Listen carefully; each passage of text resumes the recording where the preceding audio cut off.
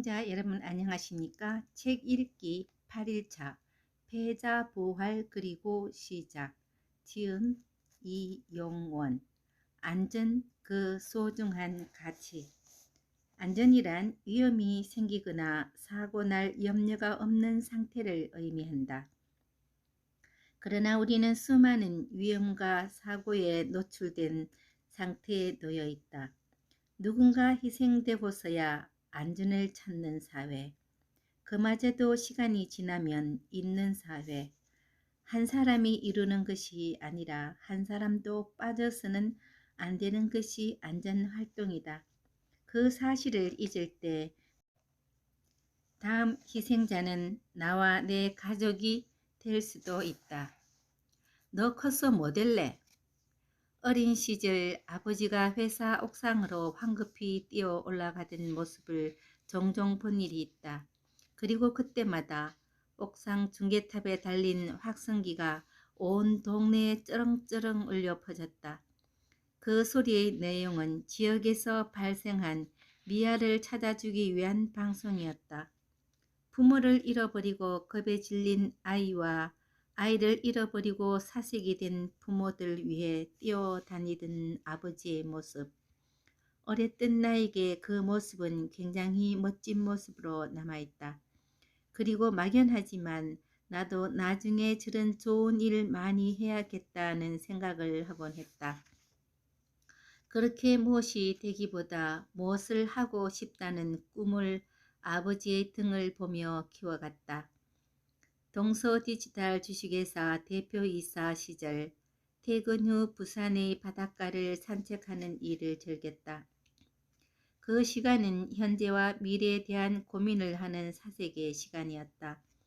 그러던 어느 날 전국에 방송을 송출하는 채널 방송 사업에 대해 구상을 한 일이 있다. 처음에는 막연했지만 시간이 지날수록 구체적인 밑그림이 그려지기 시작했다. 그 그림의 핵심은 바로 안전이었다. 중점적으로 다루는 안전 전문 채널 방송사인 사회안전방송 설립이라는 밑그림이 그려졌다.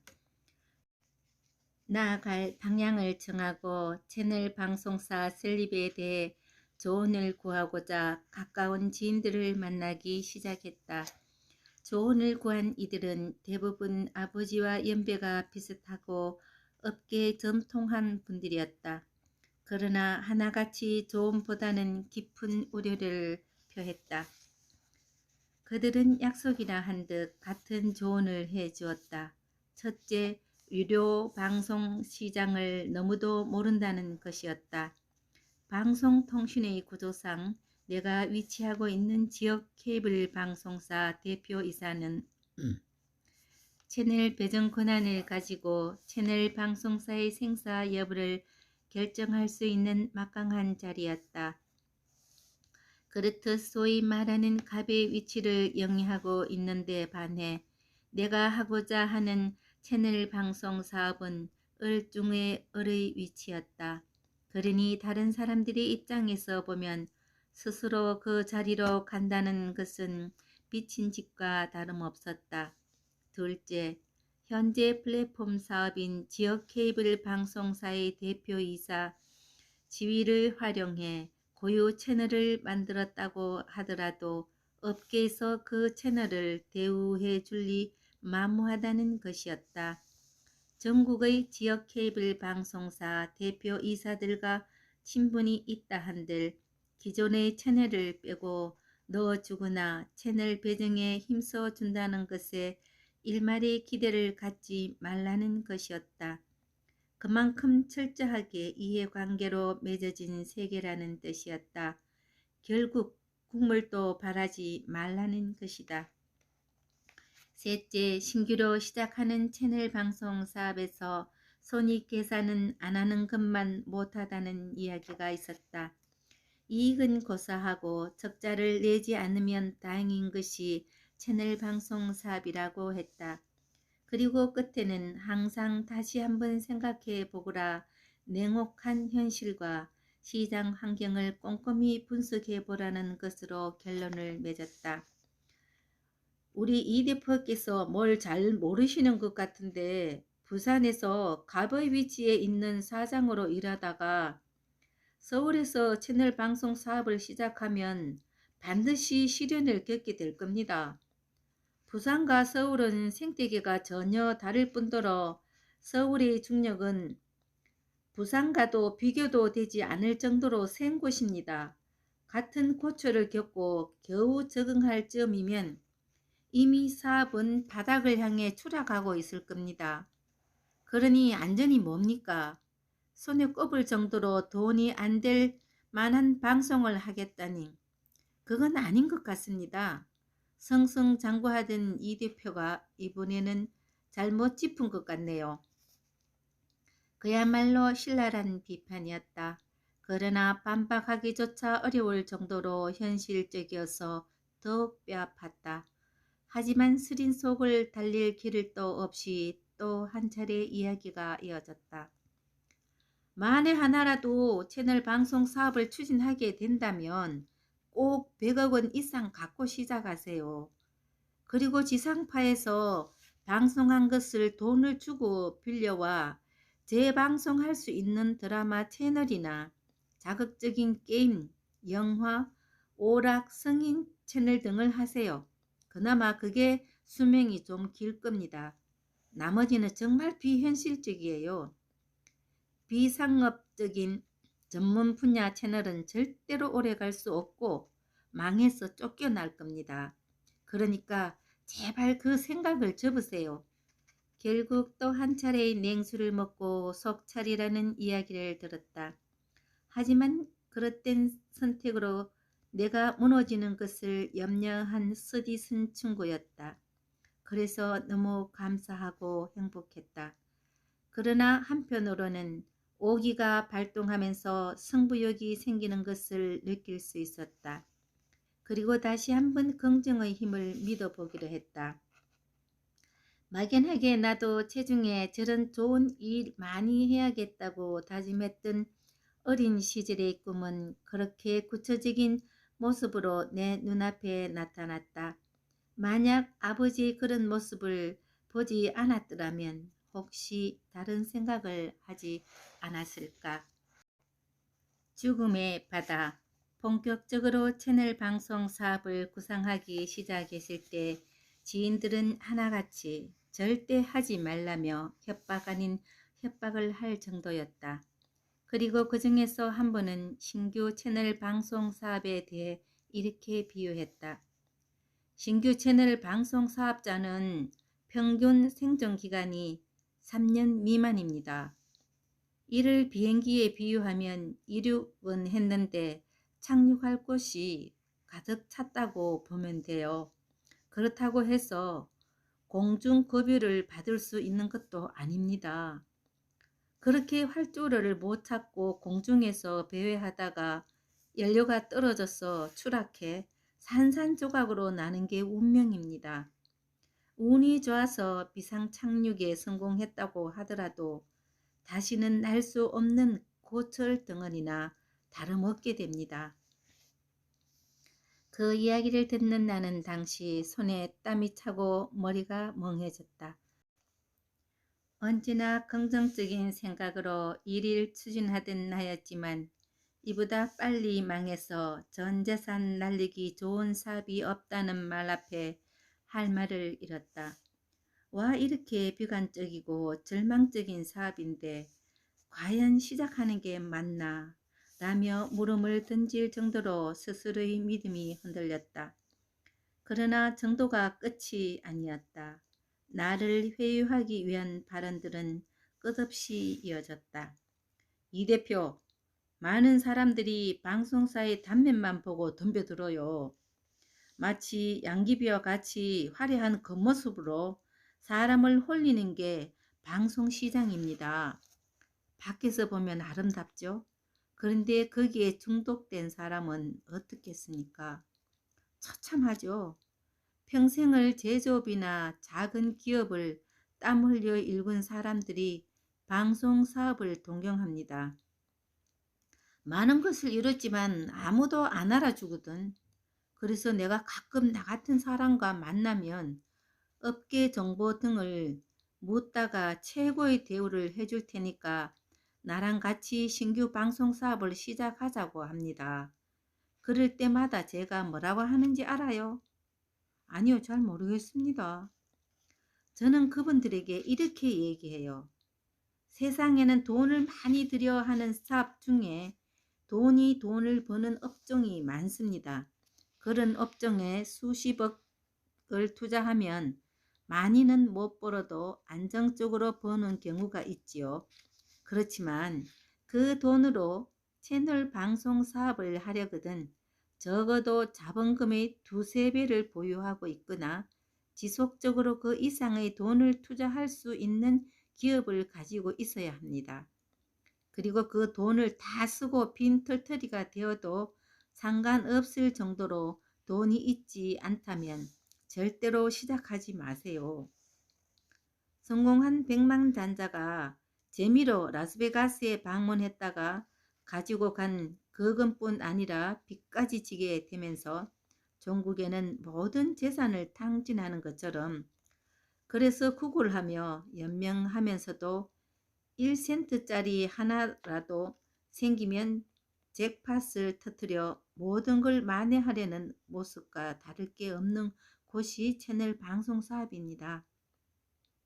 우여곡절 끝에 시작해 어려움을 겪더라도 투자한 돈이 아까워 채널 배정만 받으면 곧 만회할 거라는 착각에 포기하지 못합니다. 포기하고 나가려 해도 회사가 팔리지 않으니 그러지도 못하지요. 모든 빚을 다 감내하고 나온다 하더라도 그 빚을 갚기 위해서 있던 회사를 날리고 몸좀 눕는 일이 다반사입니다. 왜 저렇게 과장된 이야기로 겁을 주냐고 생각하시겠지만 현실이 그렇습니다. 회장님을 진정으로 생각하는 마음에 드리는 조언이니 제발 하지 마세요. 업계 관계자에게 물어보세요. 그 돈 있으면 이 사업을 하겠느냐고. 100이면 100 다 안다고 할 겁니다. 저를 포함한 사람들이 이 계통에 있는 건 월급을 받아가며 생활하기 때문이지 절대 내 돈 들여서는 하지 않을 겁니다. 여기가 바로 개미지옥입니다. 라고 이야기합니다. 그러니 이 대표 제발 그만두세요. 그랬다. 단순한 협박이 아니었다. 실제 시장은 그보다 어렵고 위험했다. 조사한 자료에 의하면 1990년대 초반 채널 방송 사업자가 생기기 시작한 이래 최악의 불경기라고 할 만했다. 기업의 광고는 대폭 줄었으며 그나마 얼마 되지 않은 광고 역시 지상파 방송사, 종합편성 채널, 보도 전문 채널, 지상파 계열 채널, 경제 채널 등이 양분하고 있었다. 그런 상황에 신규 채널 방송사에서 광고를 안정적으로 얻는다는 것은 꿈과 다름없었다.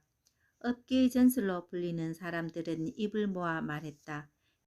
경쟁이 치열해서 레드오션을 넘어서 들어오는 즉시 물거품처럼 사라져 버리는 죽음의 바다라고 했다.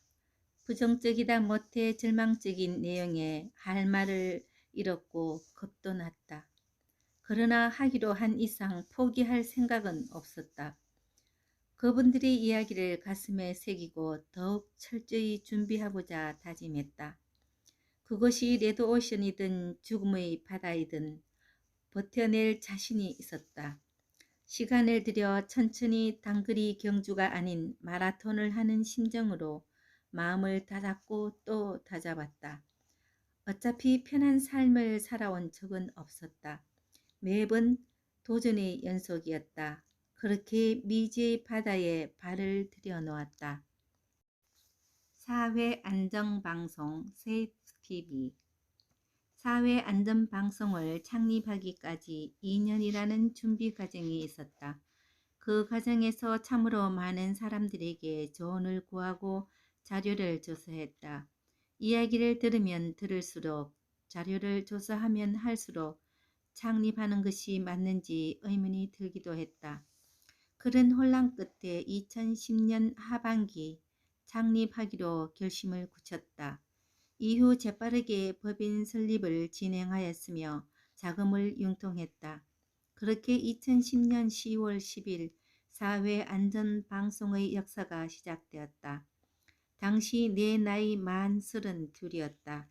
창립 이후 가장 절망과 희망이 교차되던 지점이었다. 바로 우리 국민이 안전이라는 개념에 취약했다는 점이다. 절망적이었던 부분은 안전은 너무나 중요한 사안인데 중요성에 비해 심각할 정도로 무관심했으며 이로 인해 채널 방송이 과연 순항할 수 있었을까 하는 의문이 들었고 희망적이었지만 부부는 사업적으로 아무도 관심을 갖지 않으니 블루오션이자 선두주자가 될 수 있는 점이었다. 첫 방송을 송출하기까지 사업계획서 작성부터 채널 방송 사업자 신청 등 무엇 하나 쉽게 넘어간 것이 없었다.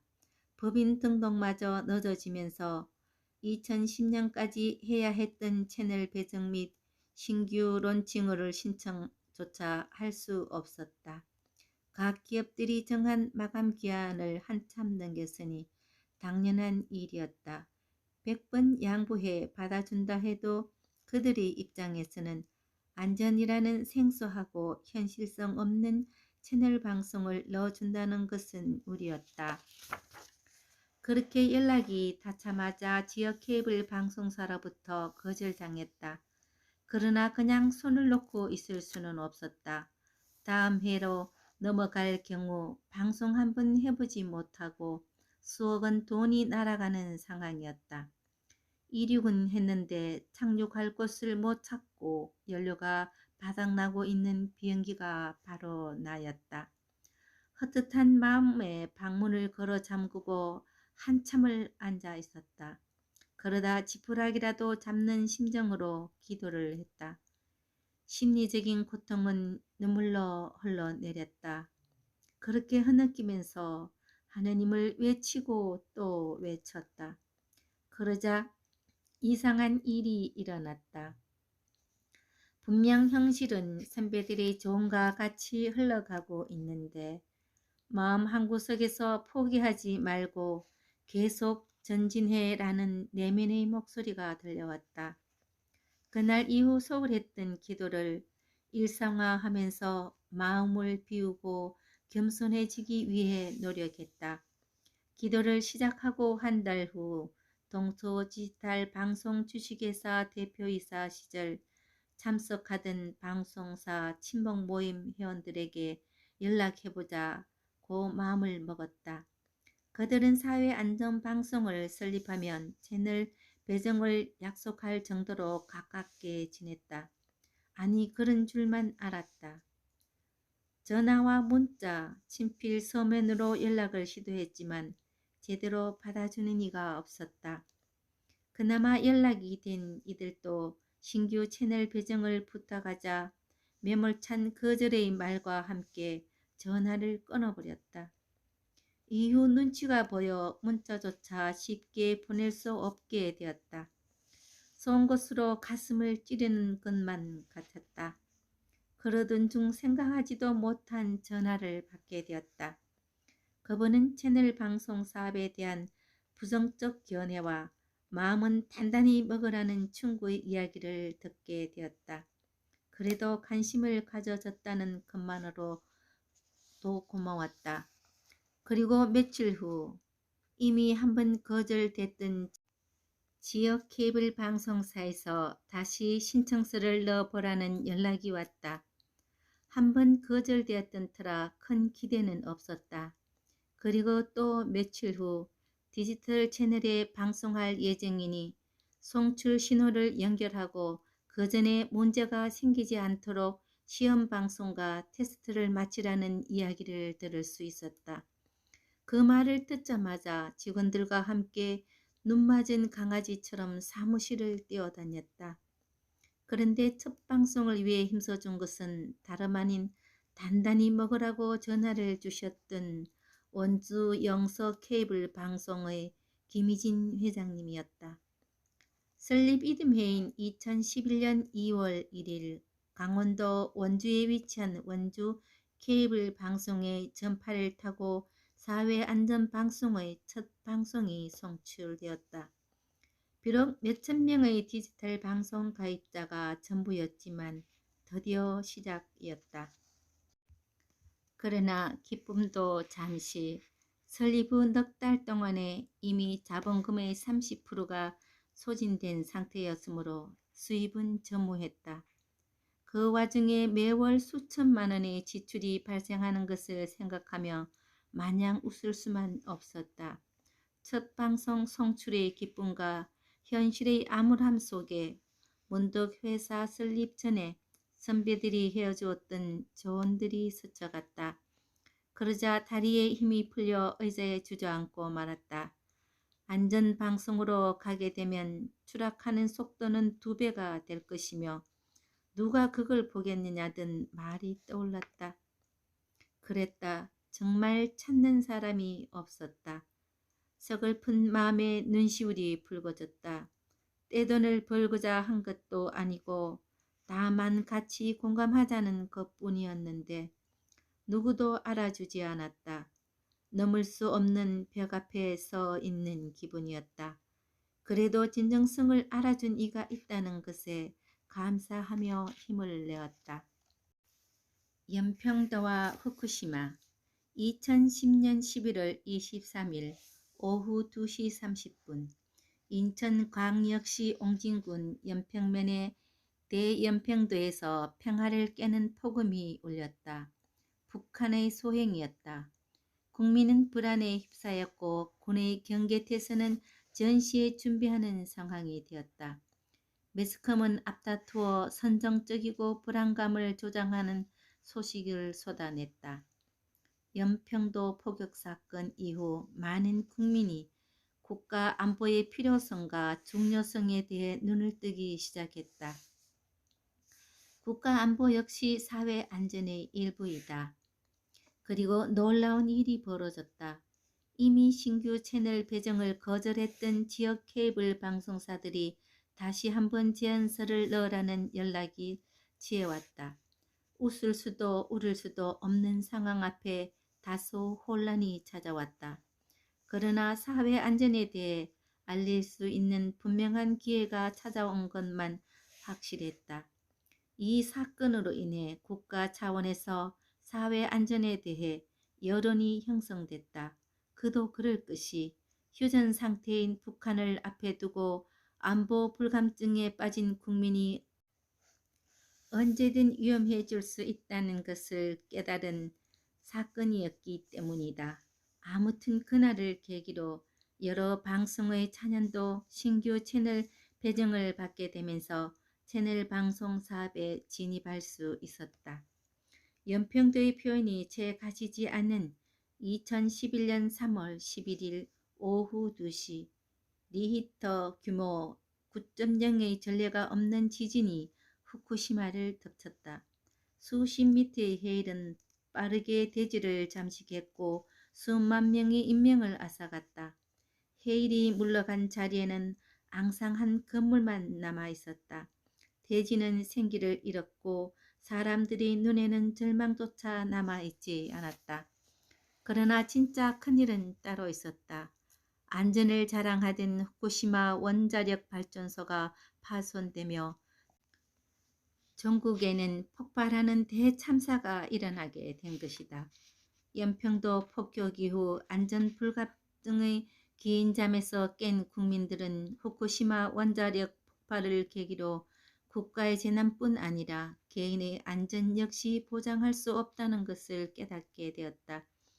이후 자신을 지키는 가족을 보호하기 위한 관심과 노력이 커지면서 자연히 사회 안전 방송에 대한 관심도 올라갔다. 굳게 닫혀있던 문은 그렇게 열리고 공익 채널로 인식되며 반드시 필요한 방송사 자리매김하는 결과를 낳았다. 시작은 미약하나 끝은 장대하리라는 말은 사회안전방송의 행보를 담아낸 표현과도 같았다. 수천 명을 대상으로 송출하던 방송은 전국의 약 60%를 방송 시청권역으로 약 700만 명의 가구에 신규 채널 배정이 되는 결과를 만들어냈다. 국가의 크고 작은 사건이 발생할 때마다 권역이 확장돼 2015년에는 약 1,400만 가구에 송출하는 채널 방송사로 성장하였다. 그렇게 수십억에서 수백억 원의 자본을 들여 설립해도 수익구조 악화로 안정적인 채널 배정 실패로 3년 안에 망한다던 신규 채널 방송 시장에서 기적적으로 살아남게 되었다. 10% 미만의 생존율을 이루었고 앞으로도 지속 성장할 사회안전방송의 오늘을 만드는 것은 각자의 자리에서 최선을 다한 직원들이 있었기에 가능했다.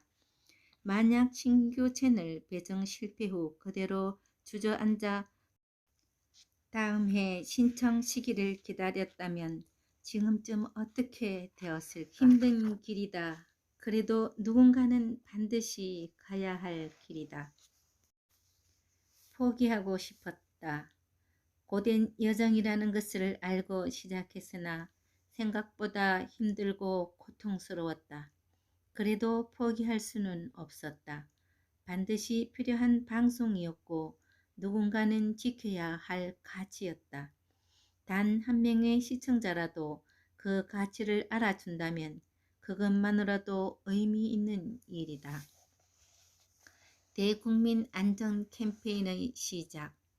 나는 사회안전방송의 핵심은 예방에 있다고 생각하곤 했다.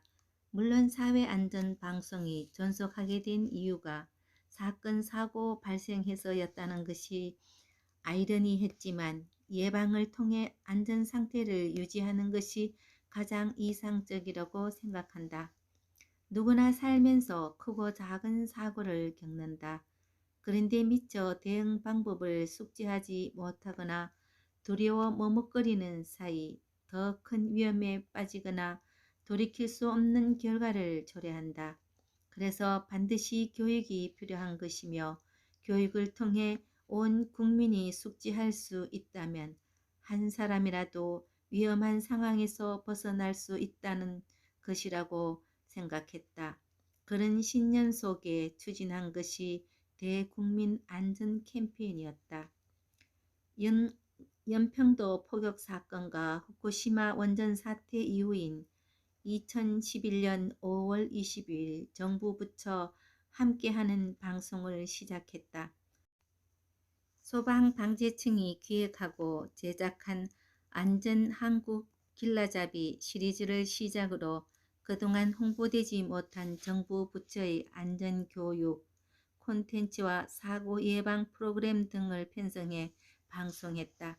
특히 국민의 안전을 위해 노력하는 소방 공무원의 노고와 안전사고 발생 시 대처법을 시청자에게 효과적으로 전달하고자 힘썼다. 그 과정에서 주간 안전예보, 응급상황, 수화 한마디, 스폰지 119, 실제상황 119, 레드랜턴, 세이프 퍼블릭, 우리 아이 생활안전 OK 등의 콘텐츠를 기획, 제작해 방송하였다. 이러한 노력은 대국민 안전 캠페인 활동을 통해 국가에 기여하였고 국민을 위해 헌신한 공로로 인정받게 되면서 2013년 12월 31일 2013 생명수호지 시상식에서 소방방재청장 표창을 수여로 돌아왔다. 국민의 안전을 위해서 당연히 해야 할 일을 한 것뿐인데 큰 상을 주셔서 감사합니다. 이 상은 앞으로 더 많은 대국민적 안전 프로그램을 제작해 국민의 안전에 힘써 달라는 국민의 당부로 알고 항상 최선을 다하겠습니다. 크다면 크고 작다면 작은 상이지만 모두의 의문 속에서 묵묵히 걸어온 결과인 것 같아 가슴이 벅찼다. 많은 이들이 노력이 없었다면 절대 이룰 수 없었던 쾌거였다. 정말 고맙습니다. 덕분에 가족을 살릴 수 있었습니다. 어느 날 회사로 걸려온 전화 속에서 들려온 말이었다. 그 당시는 대국민 안전 캠페인의 일환으로 심폐소생술 교육 영상을 지속적으로 송출할 때였다. 그런데 그 방송을 본 경기도의 한 가정에서 실제로 긴급 환자가 발생했고 그 시청자는 방송에서 본 내용을 기억했다가 가족의 목숨을 구할 수 있었다고 했다. 연신 고맙다던 그 시청자의 이야기를 듣고 오히려 내가 고마웠다. 회사의 창립 이유가 바로 거기에 있었기 때문이다. 모두가 포기하라고 했을 때 포기했다면 과연 어땠을까? 국내 유일의 안전 전문 채널 사회안전방송 창립 이후 많은 프로그램을 방송했지만 그 중에서도 기억 남는 프로그램들이 있다. 가장 먼저 국민의 생명과 재산을 지키기 위해 불철주야 노력하는 소방관들을 위한 프로그램이 그렇다. 대형 화재, 조난, 교통사고 등 각종 사건, 사고 현장에서 자신의 생명을 담보로 수많은 생명을 구하는 소방관들의 모습을 담아내고 싶었다. 그래서 제작진과 소방관들이 머리를 맞대고 기획한 프로그램이 안전 다큐 소방24였다. 소방관들의 일상을 100% 실제 상황으로 담아낸 프로그램이었다. 그 방송에서는 위험천만한 사고 현장에 놓인 소방관들의 공포와 두려움이 고스란히 담겨 있었다. 그들 역시 우리와 같이 겁 많은 사람이었다. 결코 특별한 사람은 아니었다. 그러나 그런 두려움을 이겨내고 위험에 빠진 국민을 구하는 모습은 시청자들에게 감동을 전했다. 50부작 기획 프로그램인 실제 상황 119 레드랜턴 역시 시청자들에게 안전사고에 대한 경각심을 일깨우고 소방관들의 숭고한 희생정신을 느낄 수 있는 프로그램이다. 이 프로그램은 특히 소방관들에게 큰 관심을 불러일으켰다. 이와 더불어 기억에 남는 프로그램은 2013년부터 방송한 국가안보이다. 당시 어떤 방송 채널에서도 국가안보와 관련된 프로그램이 없던 걸로 기억한다. 국가안보는 가장 높은 수준의 사회안전임에도 어느 방송사에서도 국가안보에 대해 언급하지 않는 것은 심각한 문제였다. 당시 프로그램을 진행하던 진행자는 전쟁을 겪어보지 못한 젊은 세대들이 안보관이 너무 약하다. 대한민국의 안보와 국민의 안전을 위협하는 행위들에 대해 다양한 견해를 밝히고 흔히 알려지지 않는 사건과 사고에 대해 소개하며 다소 무거운 주제를 재미있고 알기 쉽게 이야기하겠다는 다짐을 하기도 했다. 그리고 그해 11월 대한민국 정부가 청구해 2014년 12월 헌법재판소에서 국가의 존립과 법치주의를 부정하고 민주주의 이념에 반하는 위헌정당으로 판결을 받아 해산된 통합진보당 해산심판 사건이 한동안 세상을 떠들썩하게 했던 적이 있다. 이런 전쟁도 없는 평화의 시기에 간첩이 어디 있으며 국회의원을 배지를 단 의원들이 저렇게 많은데 반국가단체 활동을 해왔을 리 없으며 나라를 사랑하지 않고 법치주의를 따르지 않는 그런 정당이 어디 있느냐며 온 국민의 의문을 갖는 사회적 논란이 있었다. 그러나 대한민국의 최고의 헌법기관인 헌법재판소에서 통합진보당의 이런 행위가 인정된다며 정당 해산을 선고해 큰 이슈가 되었다. 이 사건을 계기로 국가안보에 대한 국민의 관심이 높아졌으며 국가안보에 대해 방송하고 있던 사회안전방송 역시 그 영향을 받은 일이 있었다. 그 밖에도 다양한 프로그램이 제작되었다. 다양한 사건이나 상황들을 법률적으로 풀어내는 신개념 토크 프로그램인 하광룡의 안전한 법률은 안전 전문 변호사가 상세히 알려주는 판례와 사례를 통해 실생활에 매우 필요한 생활안전 관련 정보와 법률적 지식을 알려주는 프로그램이었다. 그리고 안전은 일상의 습관 개념으로 제작된 프로그램인 안전탐구 생활이다. 이 프로그램은 내가 직접 참여해 진행하면서 충분한 자료 조사와 전문가의 검증을 통해 시청자들에게 유익한 정보를 제공하기 위해 노력했다. 이러한 프로그램을 제작을 통해 사회안전방송은 대한민국의 유일한 안전 전문 채널로 거듭났다. 그리고 그 프로그램을 제작하면서 다시 한번 사회안전방송을 창립한 것에 큰 자부심과 보람을 느낄 수 있었다. 나는 말하고 싶다. 누구도 걷지 않는 길은 그 길의 진정한 가치를 모르기 때문이라고. 집으로 가는 길. 내가 실종자를 찾는 일에 관심을 갖게 된 계기는 사회안전방송 설립 때와 마찬가지로 아버지 영향이 컸다. 어린 시절 내가 살던 사하구 지역의 부산에서도 가장 낙후된 지역으로 사건 사고가 끊이지 않았다. 아이들은 주로 신평장림공단 신규 부지의 넓은 공터나 마을 뒷산을 놀이터로 삼았다. 그리고 그곳에서 늦게까지 들어오지 않는 경우가 많았다. 그러다 낯선 사람에게 의해 납치되는 일도 적지 않게 벌어졌다. 그때마다 아이들의 부모는 파출소에 신고를 했고 파출소에서는 아버지에게 신고했다. 당시 우리 집은 3층이었는데 그중 2층의 아버지 회사였다.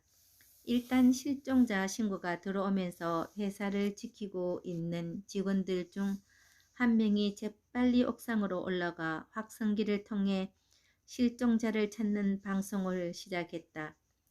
그렇게 방송이 나가고 나면 동네 사람들이 너나 할 것 없이 아이들을 찾아 나섰다.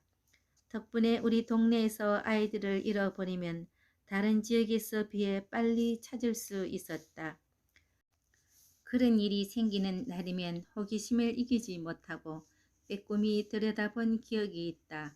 또래 아이가 사무실에 앉아 겁에 질려 있는 모습을 보고 있노라면 괜히 나까지 겁이 났다.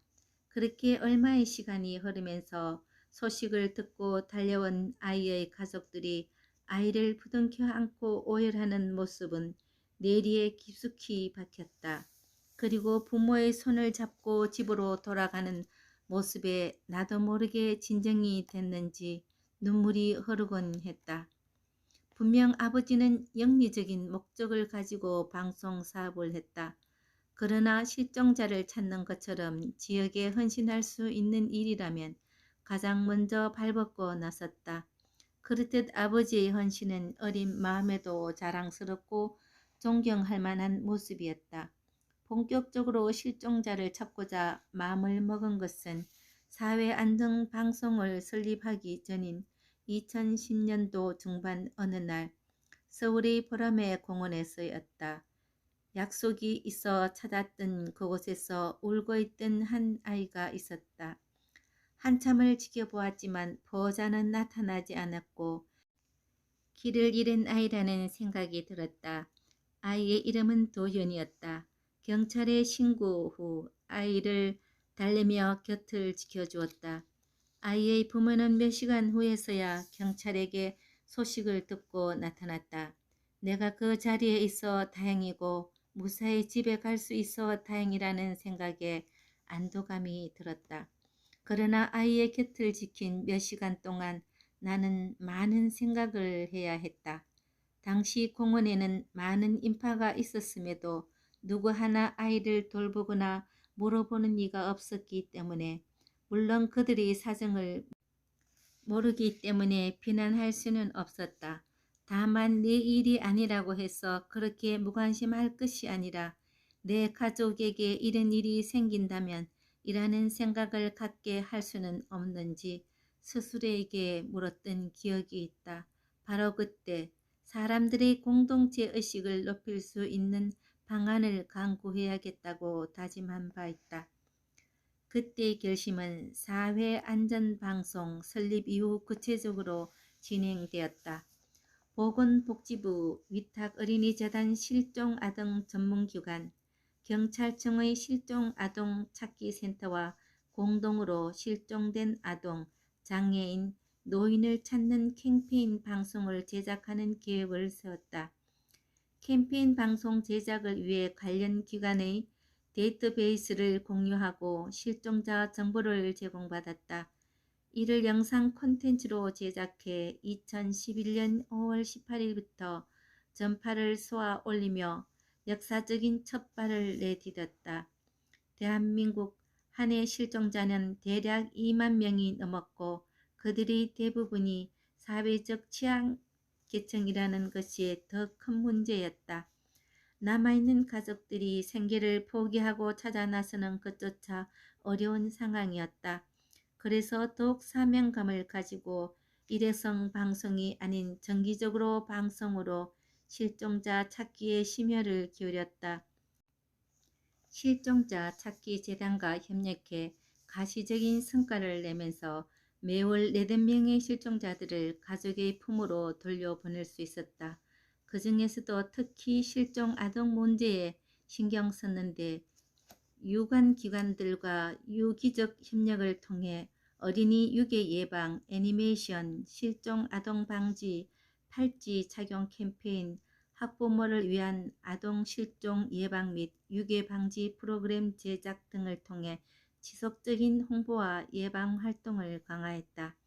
그렇게 밤낮 없이 지속적인 노력을 기울인 결과 실종자가 찾기 방송을 시작한 지 7달 만인 2012년 1월 42명의 실종자를 가족의 품에 안길 수 있었다. 그러나 찾으면 찾을수록 찾지 못한 이들이 눈에 밟혔다. 이후 네트워크 환경 변화에 발맞춰 SNS 활용한 실종자를 찾기를 진행했다. 이 역시 지인들의 적극적인 도움으로 많은 관심을 일으킬 수 있었다. 그리고 그 뜻에 동참하는 사람들이 늘어나 전국적인 운동으로 확산하고자 하는 계획을 세웠다. 그렇게 2014년 8월 25일 프레스센터에서 한국 실종자 찾기 미디어 SNS 운동을 출범했다. 안전한 사회를 만드는 데는 관심이 있는 사람들이 생각보다 많다는 것에 감사했다. 나는 그 과정 속에서 희망을 보았다. 아버지가 시작했던 아주 작은 사회 안전망 시스템 실종자 찾기 안내 방송은 분명 작았지만 내 가슴 속에 아주 커다란 가능성을 심었다. 그리고 그 가능성이 자라나 대한민국 사회 안전망의 초석을 이루는 꽃으로 피어났다. 실종은 남의 일이 아니다. 우리 일이다. 국가에서 해주길 기다리는 동안 우리는 또 한 명의 아이를 잃어버린다.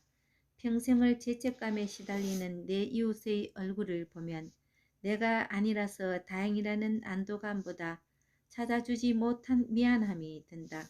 그래서 남의 일이 아니라 우리의 일이다. 우리가 먼저 움직일 테니까 국가에서도 그 끈을 놓지 말고 적극적으로 동참해 주었으면 좋겠다. 안전한 대한민국 사회안전방송 창립 이후 국내 안전방송에 대해 알아갈수록 정부에 대한 아쉬움은 갈수록 깊어졌다. 아무리 많은 예산을 들여서 사전 예방과 사후 대응 체계를 구축하더라도 대국민 소통이 막히면 국민이 아닌 정부 부처와 공무원을 위한 매뉴얼로 남을 가능성이 농후하다. 형식적으로 만들어 놓은 체계는 실제 상황에서 제대로 작동하지 않는다. 그래서 또다시 형식적인 체계를 만든다. 이렇게 악순환이 반복되고 있다. 결국 꾸준한 홍보와 교육이 진행되지 않는다면 무용지물이나 다름없는 것이다. 이렇게 우리는 지난 세월 동안 인재에 대한 대형 참사를 목격해왔다. 물론 대형 사고와 재난을 겪으면서 점진적으로 통합 관리 체계를 구축하고 효율적인 시스템을 도입하며 긍정적으로 발전하는 모습이었다. 그러나 하루가 다르게 변화하는 사회의 속도에 맞추지 못하는 것 또한 사실이다. 정부의 안전 컨트롤 타워는 가장 쉽고 편리하게 전달할 수 있는 방송 매체를 효과적으로 이용하지 못하고 있다.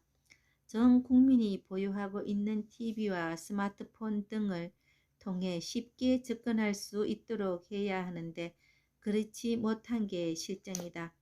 큰 사고가 발생하면 많은 비용을 들여 사고 발생 당시에만 시스템이 활성화되어 있다가 시간이 지나면 안일한 시스템으로 되돌아오는 것은 분명 큰 문제이다. 현재 우리는 사고가 발생하면 공영 방송사의 예산을 지원한다. 그런데 선진국처럼 즉각적으로 재난방송 시스템으로 전환하고 정부와 긴밀한 협조를 통해 효율적인 기능을 하는 것이 아니라 지상파 방송처럼 긴급 속보와 현장 중계만 반복하는 것이 현실이다.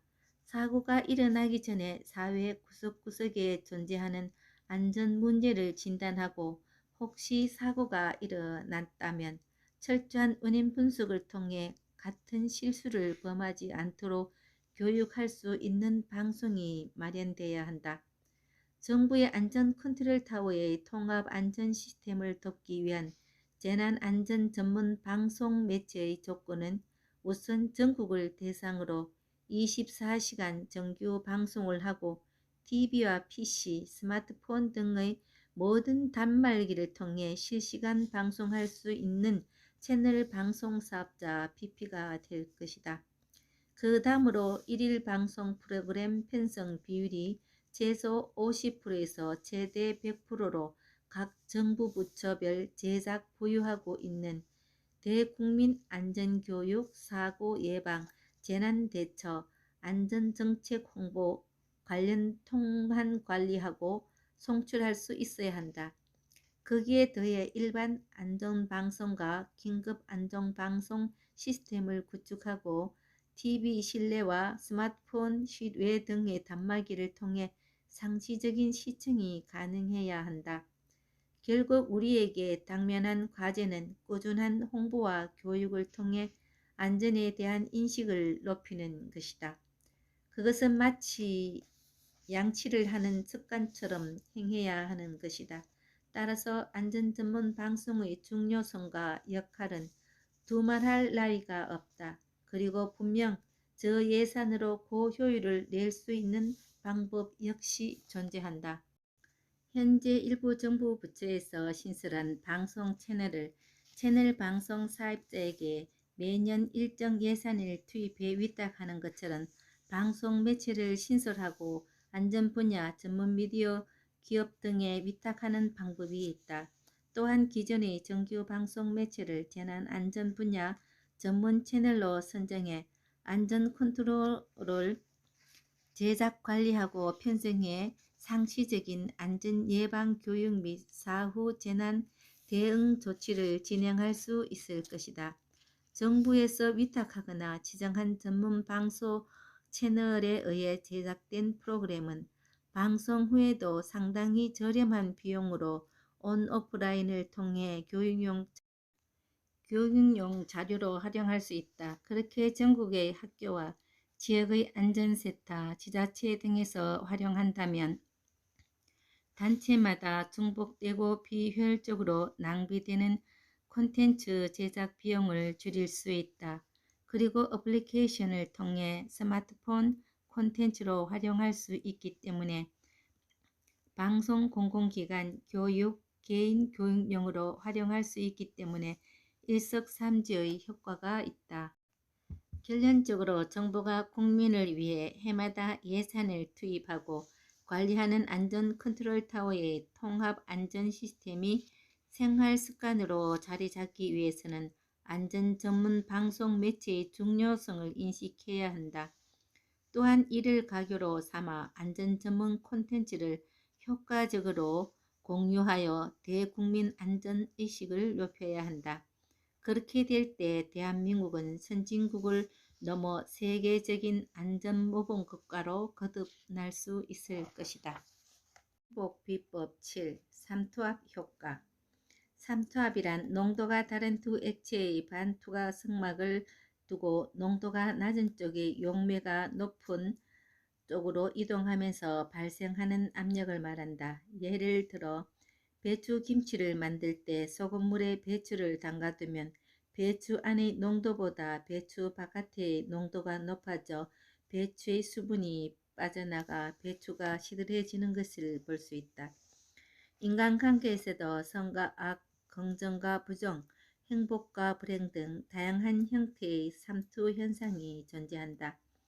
사람은 타인의 말과 행동에 영향을 끼치기 때문이다. 그만큼 주위의 사람들의 중요성은 없다. 예를 들면 병원에 오래 있으며 마치 환자가 된 것처럼 무기력해지는 느낌을 받는 것이다. 평소에 축구를 좋아하지 않아도 월드컵 때만 되면 응원 인파에 휩쓸려 열렬히 응원하는 모습이 그렇다고 볼 수 있다. 이는 무심코 지나칠 수 있는 현상이지만 우리 삶에 지대한 영향을 끼치는 매우 중요한 현상이다.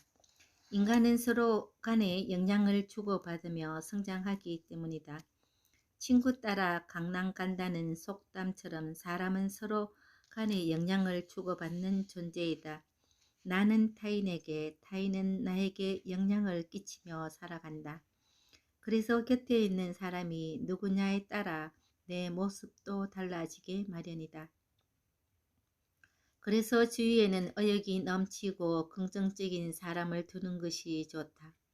반대로 불평불만이 가득한 사람은 가급적 멀리하는 편이 좋다고 할 수 있다. 그러나 이에 앞서 내 주위 사람들에게 긍정적이고 밝은 영향을 주기 위해 스스로 노력하는 것이 더욱 중요하다. 내가 부정적이고 어둡다면 다른 사람들 역시 나를 멀리 하려고 할 것이다. 먼저 노력하고 타인을 배려하면 조금씩 주위에 긍정적이고 밝은 사람들이 늘어나게 될 것이다. 생각 나누기 7. 모형의 자산. 생각 나누기 7. 모형의 자산 내리사랑. 전란의 폐허 속에서 성장한 맨손으로 성장한 이가 있었다. 어려운 시절을 이를 악물고 버텼으며 어렵게 학업을 마친 그는 훗날 수백억 대의 재산을 가진 재력가가 되었다. 그는 내게 위기를 겪을 때마다 물심양면으로 많은 도움을 주었다. 그러나 나는 나의 보답을 항상 거절했다. 내리사랑을 실천하라는 당부가 있었을 뿐이었다. 이사장, 나 역시 젊은 시절부터 지금까지 숱한 도움을 받았어요. 그래서 보답을 하려 하면 그때마다 어른들은 그냥 내리사랑하세요 라고 했지요. 부모님, 언인, 조국으로부터 받은 은혜 덕에 오늘의 제가 있는 거라고 생각해요. 이사장도 나한테 갚으려고 하지 말고 도울 수 있는 한 내에서 아낌없이 내리사랑하세요. 그렇게 베풀다 보면 베푼 것보다 훨씬 큰 복이 돌아온다는 것을 느낄 겁니다. 그것은 마치 보이지 않는 선순환의 끈과 같아요. 그리고 그 끈은 내가 가진 재물보다 훨씬 더 많은 모형의 자산입니다. 나눔에서 오는 넉넉함은 마음을 풍요롭게 하고 감사함을 느끼게 하는 힘이 있어요. 이처럼 내리사랑은 많은 이들을 이롭게 하는 힘이 있다. 위의 이야기에서 강조하고 싶은 것은 내가 할 수 있는 범위 안에서 돕자는 것이다. 한계를 넘어선 도움은 스스로를 상처내고 상대에게 기대하는 마음을 만든다. 결국 안 돕는 것보다 못한 결과가 생긴다. 그래서 내리사랑, 내어줘도 아깝지 않은 작은 일부터 실천하며 점차 늘려가야 한다. 그렇게 쌓인 무형의 자산은 언젠가 당신이 절실한 순간 뜻밖의 모습으로 당신을 찾아올 것이다. 시청해 주셔서 고맙습니다. 감사합니다.